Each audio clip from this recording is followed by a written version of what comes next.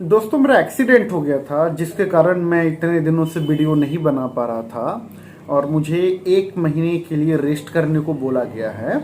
तो मैं वीडियो शुरू करता हूँ। अभी क्या है, आज हम बात करेंगे फाइनेंशियल सिस्टम के बारे में। ये एक बेसिक सा टर्म है जिसको समझना बहुत जरूरी है। अच्छा, एक बात मैं और बता दूं, मैं जो भी वीडियो लेके आता हूं मेरा मेन पर्पस रहता है कि जितने कम समय में अगर मैं 1 से 2 टर्मिनोलॉजी एक्सप्लेन कर पाऊं जो कहीं ना कहीं किसी तरीके से हेल्प कर पाए जो भी लोग हैं इस दुनिया में, ये मेरा बेसिक फंडा होता है। तो बात करते हैं फाइनेंशियल सिस्टम की, होता क्या है। वीडियो शुरू करने के पहले जिन लोगों ने अभी तक मेरे चैनल को सब्सक्राइब नहीं किया है वो प्लीज सब्सक्राइब कर ले एंड बेल आइकन दबा दें। अभी देखिए, ध्यान से समझिएगा फाइनेंशियल सिस्टम क्या होता है।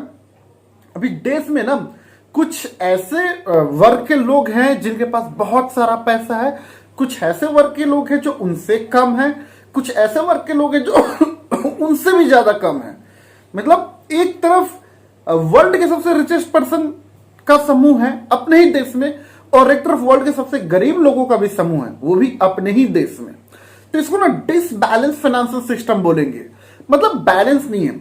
अब क्या होता है, फाइनेंशियल सिस्टम सही कैसे होता है, क्या होता है वो कि देखिए, किसी भी तरीके से जिनके पास अच्छा खासा पैसा है, अगर वो पैसे हम उन तक फ्लो कर पाए जिनको जरूरत है, द ट्रांसफॉर्मेशन ऑफ मनी और transformation of the whole economy, from the large portion of people who are having a large amount of money to the people who actually need that, तो इसको financial system बोलते हैं। ये आप समझ रहे हो मैं क्या बोल रहा हूं।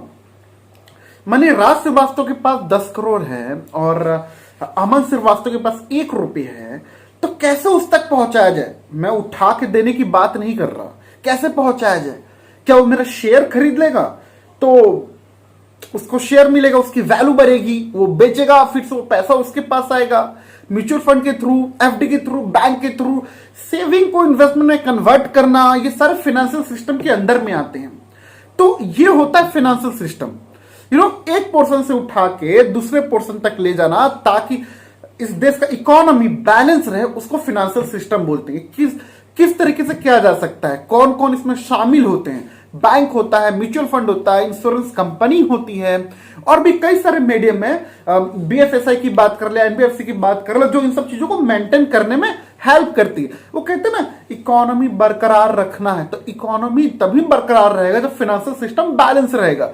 बैलेंस एटलीस्ट इतना पोर्शन रहना चाहिए हर लोगों के पास, पैसे के रूप में या फिर एसेट के रूप में, को अपना दिनचर्या ठीक से चला सके। जब कोई बाहर का आदमी देखे भारत देश का इकोनॉमी, तो वो बोले कि हाँ, यहाँ के लोग दिन प्रतिदिन का खाने होने का व्यवस्था कर पा रहे हैं, अच्छे से रह पा रहे हैं। तो ये होता है फाइनेंशियल सिस्टम। आई होप आपको मेरी बात समझ आ गई होगी। ऐसे ही और वीडियो के लिए मेरे चैनल को सब्सक्राइब करें एंड प्लीज स्टे ट्यून्ड।